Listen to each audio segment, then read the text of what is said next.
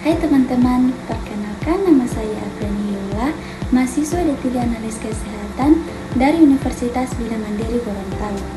Pada kesempatan kali ini, saya ingin mengajak teman-teman untuk menyimak sebuah kisah nyata di dunia medis. Sebuah kasus yang menunjukkan bahwa infeksi tidak selalu datang dengan gejala yang mencolok, dan bakteri yang selama ini hidup berdampingan dengan manusia dapat berubah menjadi ancaman serius bagi kesehatan, bahkan kesehatan jiwa. Melalui video ini, kita akan membahas kasus abses otak yang disebabkan oleh bakteri Streptococcus intermedius berdasarkan laporan kasus ilmiah yang telah dipublikasikan dalam jurnal kedokteran. Abses otak merupakan salah satu penyakit infeksi yang tergolong jarang, namun memiliki mortalitas yang tinggi, terutama pada pasien penyakit penyerta. Abses otak adalah infeksi fokal yang ditandai dengan terbentuknya kantong berisi nanah di dalam jaringan otak.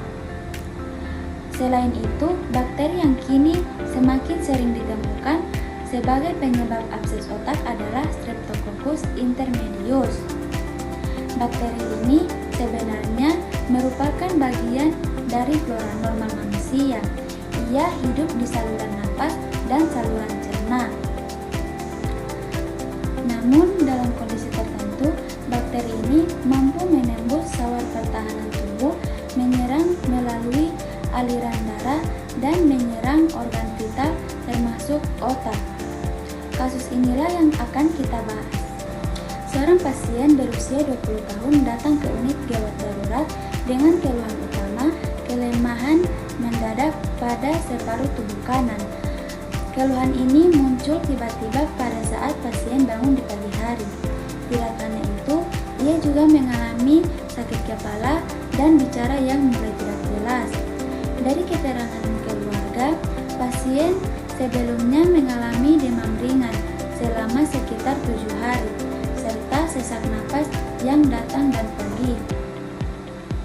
Pasien diketahui memiliki penyakit riwayat kelainan jantung bawaan. Pada pemeriksaan neurologis, kesadaran pasien masih baik, namun ditemukan defisit saraf yang signifikan. Pemeriksaan CT scan kepala awal belum memberikan gambaran yang spesifik. Namun, ketika dilakukan MRI kepala, terlihat jelas sebuah lesi berdinding tebal di lobus parietal kiri, dikelilingi edema vasogenit. Pasien segera diberikan antibiotik empiris.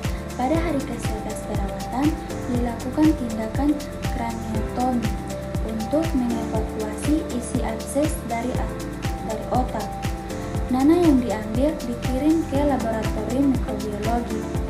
Hasil pewarnaan gram menunjukkan bakteri Coccus gram positif yang tersusun menyerupai rantai pendek disertai banyak sel leukosit. Kultur bakteri kemudian dilakukan dan hasil identifikasi menunjukkan organisme penyebabnya adalah Streptococcus intermedius. Pasien pun menjalani terapi antibiotik definitif selama 6 minggu penuh. Streptococcus intermedius memiliki kemampuan patogen yang unik.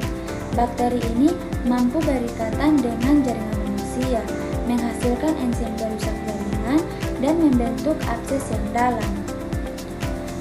Pada pasien ini, kelainan jantung bawaan diduga menjadi jalur penyebab bakteri melalui aliran darah menuju otak. Gejala abses otak seringkali tidak khas: demam ringan, sakit kepala, defisit neurologis. Inilah yang membuat diagnosis sering terlambat jika tidak didukung oleh pencitraan dan pemeriksaan laboratorium yang tepat. Kasus ini mengingatkan kita bahwa abses otak merupakan kondisi medis yang mengancam nyawa, meskipun diawali dengan bakteri yang tampak tidak berbahaya. Streptococcus intermedius